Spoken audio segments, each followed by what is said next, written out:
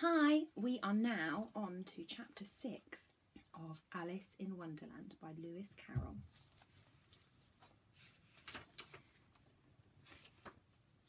For a minute or two, she stood looking at the house and wondering what to do next, when suddenly a footman in livery came running out of the wood.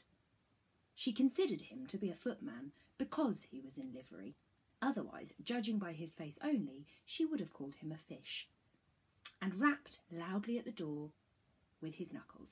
It was opened by another footman in livery, with a round face and large eyes like a frog, and both footmen, Alice noticed, had powdered hair that curled all over their heads.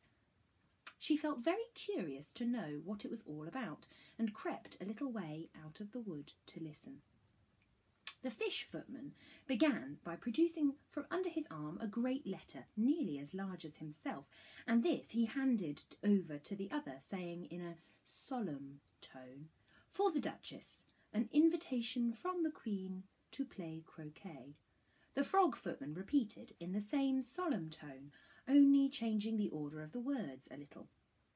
"From the Queen, an invitation for the Duchess to play croquet." They both bowed low, and their hair curls got entangled together. Alice laughed so much at this that she had to run back into the wood for fear of their hearing her, and when she next peeped out, the fish footman was gone, and the other was sitting on the ground near the door, staring stupidly up into the sky.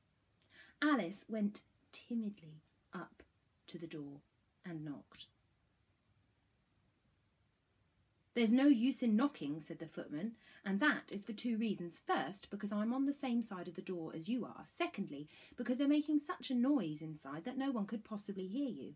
And certainly there was a most extraordinary noise going on within, a constant howling and sneezing, and every now and then a great crash as if a dish or kettle had been broken into pieces."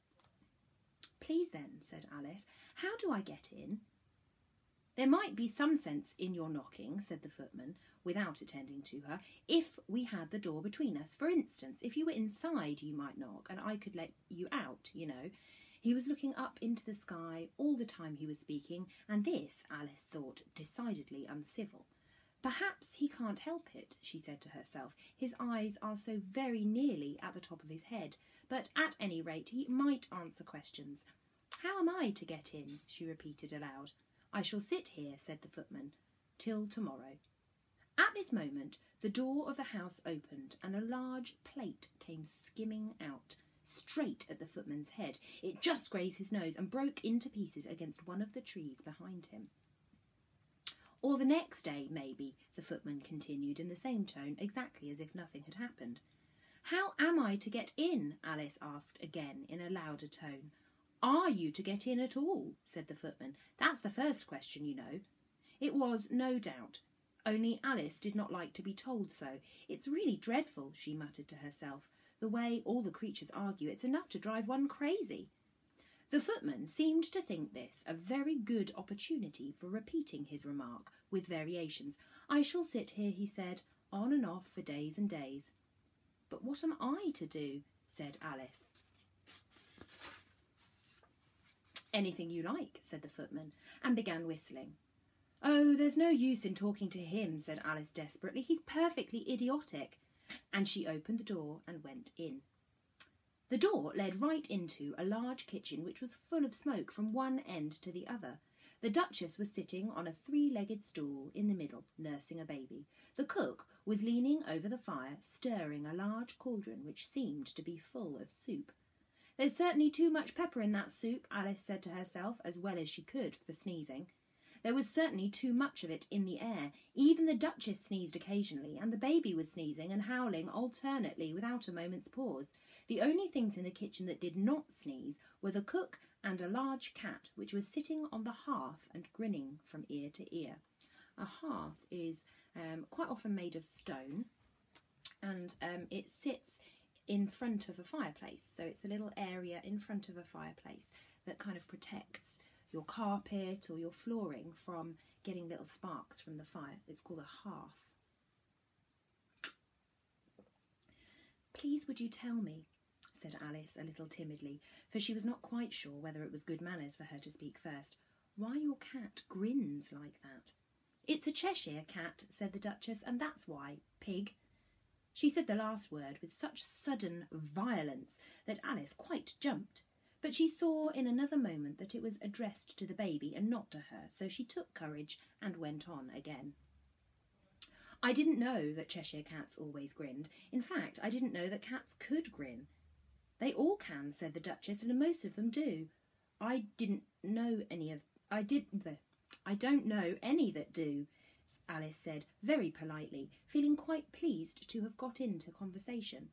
"You don't know much," said the Duchess, "and that's a fact."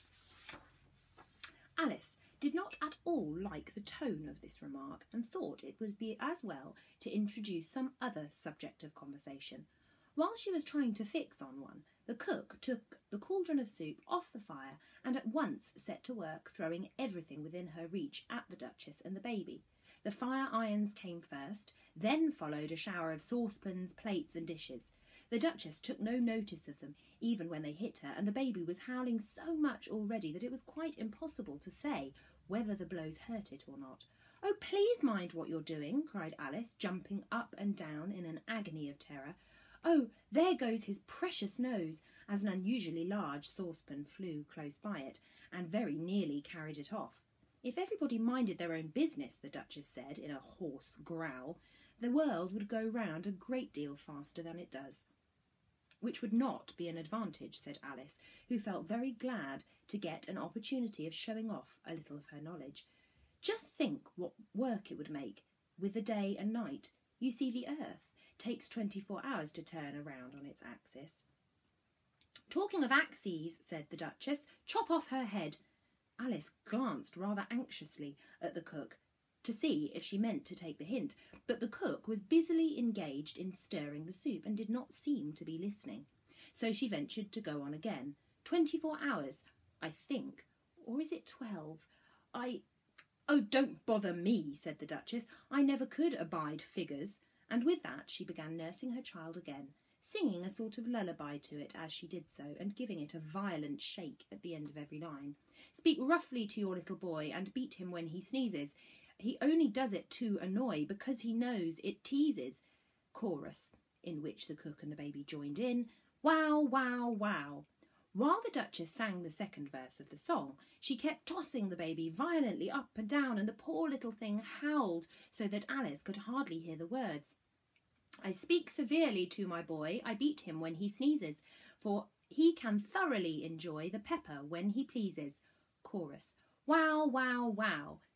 "Here, you may nurse it a bit if you like," the Duchess said to Alice, flinging the baby at her as she spoke. "I must go and get ready to play croquet with the Queen." And she hurried out of the room.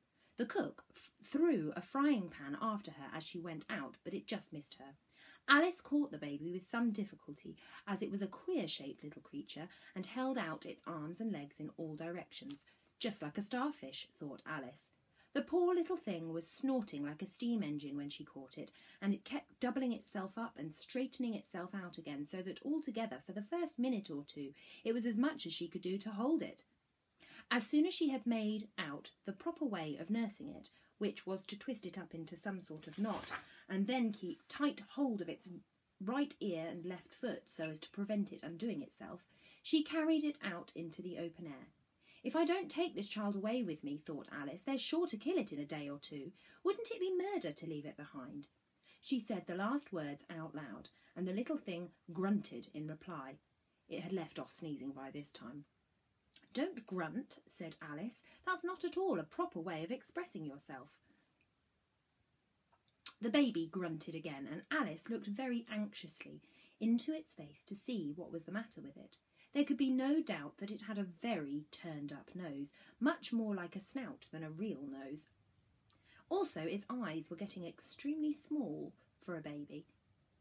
Altogether, Alice did not like the look of the thing at all. But perhaps it was only sobbing, she thought, and looked into its eyes again to see if there were any tears. "No, there were no tears. If you're going to turn into a pig, my dear," said Alice seriously, "I'll have nothing more to do with you. Mind now." The poor little thing sobbed again, or grunted. It was impossible to say which. and they went on for some time in silence. Alice was just beginning to think to herself, now, what am I to do with this creature when I get it home?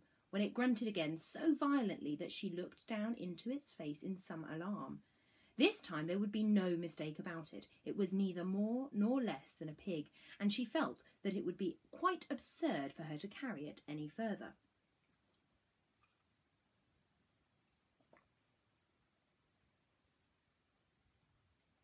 So she set the little creature down and felt quite relieved to see it trot away quietly into the wood. If it had grown up, she said to herself, it would have made a dreadfully ugly child, but it makes rather a handsome pig, I think. And she began thinking over other children she knew who might do very well as pigs, and was just saying to herself, if only one knew the right way to change them, when she was a little startled by seeing the Cheshire Cat on the bough of a tree a few yards off. The cat only grinned when it saw Alice. It looked good-natured, she thought. Still, it had very long claws and a great many teeth, so she felt that it ought to be treated with respect. Cheshire Puss, she began rather timidly, as she did not at all know whether it would like the name. However, it only grinned a little wider. Come, it's pleased so far, thought Alice, and she went on. Would you please tell me which way I ought to go from here? That depends a good deal on where you want to get to, said the cat. I don't much care where, said Alice. Then it doesn't matter which way you go, said the cat. So long as I get somewhere, Alice added as an explanation. Oh, you're sure to do that, said the cat, if you only walk long enough. Alice felt that this could not be denied, so she tried another question. What sort of people live about here? In that direction, said the cat, waving its right paw around, lives a hatter, and in that direction, waving the other paw, lives a March hare. Visit either you like, they're both mad. But I don't want to go among mad people, Alice remarked. Oh, you can't help that, said the cat. We're all mad here. I'm mad, you're mad. How do you know I'm mad? Said Alice. You must be, said the cat, or you wouldn't have come here. Alice didn't think that proved it at all. However, she went on. And how do you know that you're mad? To begin with, said the cat, a dog's not mad. You grant that? I suppose so, said Alice. Well then, the cat went on, you see, a dog growls when it's angry and wags its tail when it's pleased. Now, I growl when I'm pleased and wag my tail when I'm angry. Therefore, I'm mad. I call it purring, not growling, said Alice. Call it what you like, said the cat. Do you play croquet with the Queen today? I should like it very much, said Alice, but I haven't been invited yet. You'll see me there, said the cat, and vanished. Alice was not much surprised at this. She was getting so used to queer things happening. While she was looking at the place where it had been, it suddenly appeared again. By the by, what became of the baby, said the cat. I'd nearly forgotten to ask. It turned into a pig, Alice quietly said, just as if it had come back in a natural way. I thought it would, said the cat, and vanished again. Alice waited a little, half expecting to see it again, but it did not appear, and after a minute or two she walked on in the direction in which the March hare was said to live. I've seen hatters before, she said to herself. The March hare will be much the most interesting, and perhaps, as this is May, it won't be raving mad, at least not so mad as it was in March. As she said this, she looked up, and there was the cat again, sitting on the branch of a tree. Did you say pig or fig? Said the cat. I said pig, replied Alice, and I wish you wouldn't keep appearing and vanishing so suddenly. You make one quite giddy.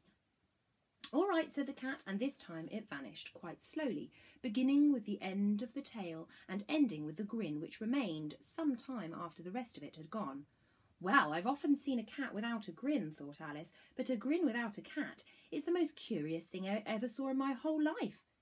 She had not gone much farther before she came in sight of the house of the March hare. She thought it must be the right house because the chimneys were shaped like ears and the roof was thatched with fur. It was so large a house that she did not like to go nearer until she had nibbled some more of the left-hand bit of mushroom and raised herself to about 2 feet high. Even then she walked up towards it rather timidly, saying to herself, Suppose it should be raving mad after all. I almost wish I'd gone to see the Hatter instead.